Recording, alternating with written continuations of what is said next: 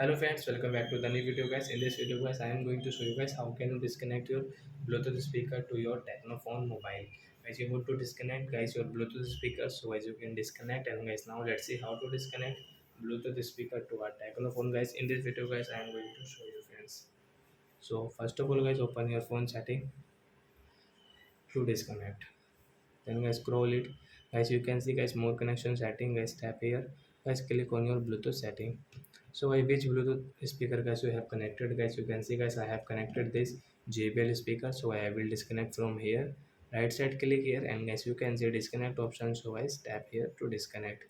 So this Bluetooth speaker will disconnect to your phone. So I hope friends you have understood how to disconnect Bluetooth speaker to a Tecno phone. So that's it guys, thanks for watching. So guys, now we will meet on guys next video guys with new topic.